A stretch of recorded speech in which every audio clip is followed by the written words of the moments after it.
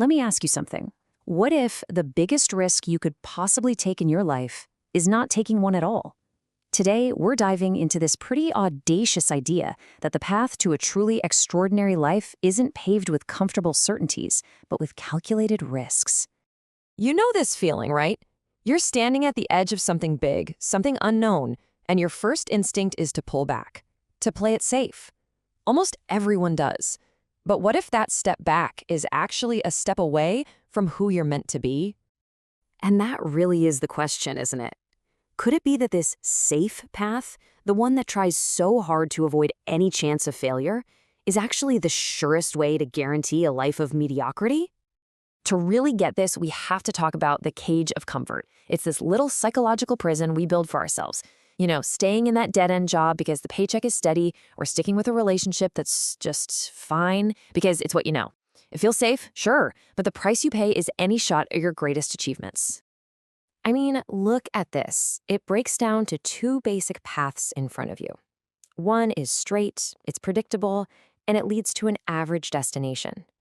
The other, it's messy, it's uncertain, but it's the only one that leads to something truly exceptional. And this quote, man, it just hits the nail on the head. Fear isn't just a feeling. It's a literal cage that traps us squarely in that average column we just saw. It keeps us from even reaching for the extraordinary. At the end of the day, it's this simple. Life just doesn't hand out trophies for playing it safe. Progress, in your career, in your life, it's a reward for having the guts to step into the unknown. Now hold on, this is not about being reckless. We're not talking about just closing your eyes and jumping. This is about making a calculated leap. And the difference between a wild gamble and a smart strategy, well, that's everything. So let's be super clear about what we mean. A calculated risk is not a lottery ticket. It's not blind luck. It is strategic courage. And it's built on a solid foundation of knowledge, a ton of preparation, and real earned confidence. So how do you actually do this? Well, it really boils down to three key things. First, you do your homework. You become an expert. Second, you know the odds. You have to understand what you stand to lose before you make a move. And third, when you do act, you act with total confidence, ready to commit. And this isn't just some abstract theory. You see it everywhere. It's the entrepreneur who pours their savings into a business they've spent a year researching. It's the writer who quits their day job only after they've mastered their craft. It's the athlete who pushes into the pain of training because they know it leads to victory. Okay, so you've done the work, you've weighed the risks, you are ready to go. But then you hit a wall. There's one last hurdle, and it's all inside your own head. This is where the real battle is won or lost. First up, the enemy is hesitation. That split second of doubt that can kill the best laid plans. The only way to beat it is to be so prepared that you act before the doubt even has a chance to creep in. You need a bias for action. And then there's its evil twin, overthinking. You know, that endless loop of what-ifs that turns a tiny worry into a massive mountain of anxiety. You break that cycle by giving yourself a deadline.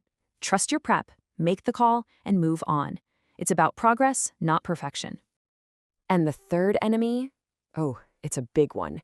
Excuses. All those perfectly logical-sounding reasons we create to stay exactly where we are. You fight this with brutal honesty. Ask yourself, is this a real problem, or is this just fear wearing a clever disguise?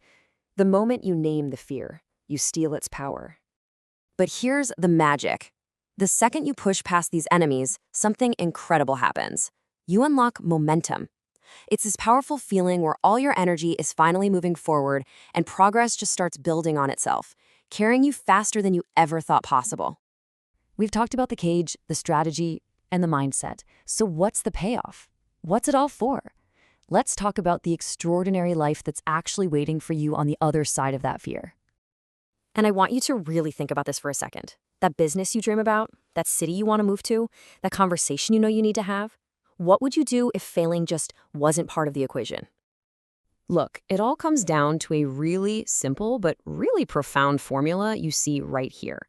If you take low risks, you will always get low rewards. It's a law of the universe. If you want to reach for the highest rewards, you have to be willing to take on the right amount of risk.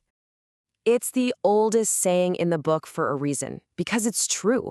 Your potential for an amazing life isn't about luck. It's a direct reflection of your courage to take smart, calculated risks. So, here we are. We're right back where we started, standing at the edge of that cliff. You've done the homework, you know the odds, you've faced down the enemies in your head. The only question left is, are you going to jump?